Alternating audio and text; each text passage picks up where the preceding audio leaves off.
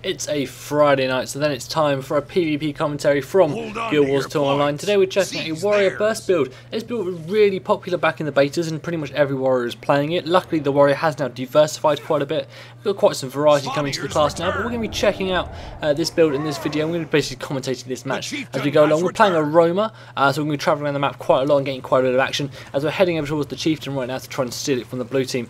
Saw us there hiding behind the barrier, nice little trick so they can't see us coming. We can get the jump on them as they now engage against the chieftain. We're going to try and wait for an appropriate moment to jump in as we pop our elite balance starts 100 blade combo, bringing down the chieftain and stealing it very, very effectively. We now need to get the hell out of dodge before they finish us off. Using a number 5 there and following out the number 3 to get some range on the enemy. Our teammate have brought down Spiny, so getting a 60-point lead there by the red team. For some very strange reason, no one capped the mine though. Not quite sure what was going on there. Seeing the red team were just hanging about and not really doing their job properly back there. But we did manage to get the double kill, so it was getting a good solid lead there. As we engage against the blue team, taking some pretty high damage from those two warrior 100 blades combos from both our warriors on the red, so they're taking some high damage. We're going to have to fall back though because the mine has been captured by the blue team. Looks like we're going to get the keep though because that player seems to be staying up on the ledge, so we're going to get control of that, but we do need to get over to that mine very, very quickly and cap that point back. This build is really, really strong at basically roaming around the map because you've got that number 5 ability there. You can see us just travelling quite quickly, and we've got this number 3 we're about to use as an opener to get in on target. Following that with number 2, the 100 blades, which is one of the bread and butter skills of this build to dish out quite a bit of damage. We now got into our 100 blades, trying to get a number 4 off there, going for the stun, but the Ranger had up a very good combination. He's got Signet Beast Mastery in his offensive line, combining that with the Signet Stone to give himself invulnerability for 6 seconds. A really powerful trait and utility skill combination there for the Ranger. We're both in the down state. We're going to be able to finish him off, however, though there's no chance of him managing to win this at all. The Warrior does have the Vengeance ability. You can see it there nearly coming up on our number 3 skill. That will get us back up on our feet so we can easily finish him off if he manages to even get us down to low HP. And we're going to manage to beat him anyway and get a natural normal rally. The keep's been lost. Hanging on point now and just recapping this. It also giving a chance for our cooldowns to catch up ourselves a little bit. That frenzy is obviously pretty important for getting that 100 blaze rotation off nice and quickly. You will notice as well, this is a pug game and everyone sort of wants to be the roamer and just running around a little bit. We've got another warrior obviously doing the same job here, but as you can see the rest of the team are not really staying on point. It's kind of a problem at the moment. We are going to be covering in a few weeks time well, this is a nice little clue we're going to be doing in the future. We're going to basically be breaking down all the 4 different roles within structured PvP. We're going to have a week-long videos of each role. We're going to be doing this towards the end of Season 1, which should be around the end of the year, so keep an eye out for that. Give you some more details in the near future.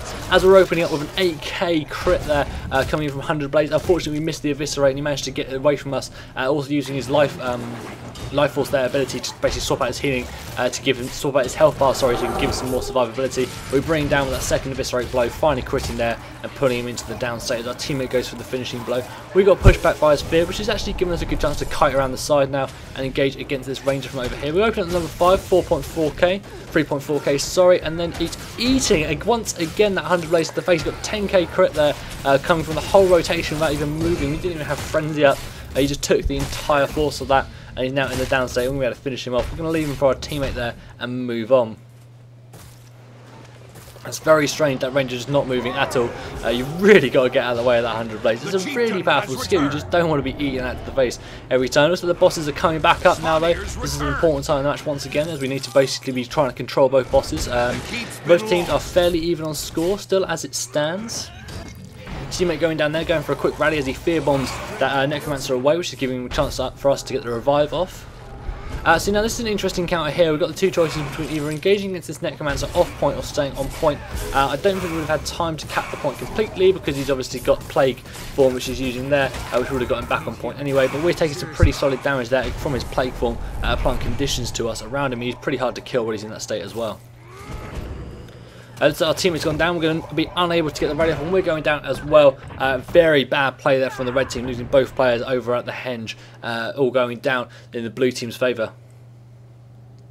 That was some really good play there. The blue team held very well. They kited around the barriers around the outside, which give a lot of line of sight potential to this capture point, and it does mean they're also going to be able to now push onto Chieftain fairly uncontested unless we can get over there very, very quickly. It's like we are going to take it upon ourselves to move over towards the Chieftain. signalling on the map as well that our rest of the team need to be going for Svanir. We're heading over towards this Guardian and getting knocked back there by his Ring of Warding, so good placement there from him to stop us coming in, but we're going with 100 blades on him there and putting him into the down state and leaving him for our teammate to finish off, because we need to get up there to that chieftain before they finish him off. He's already at half HP and we've got quite a distance to cover before we can get up to him, but we're using those great sword abilities to get in a little bit closer. Number 5 there, nearly on point.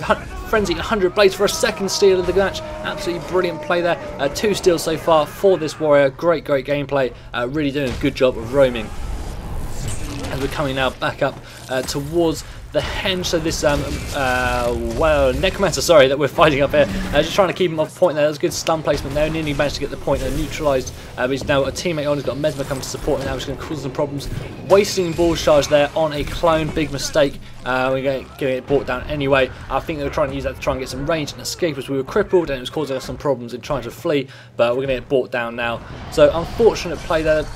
That ball's charge there was kind of a waste. I mean, it might have worked out in his favour if he managed to ball's charge and then had something there on the great sword number 3 skill to get a bit more range, but unfortunately it didn't kick in. The keep is yours.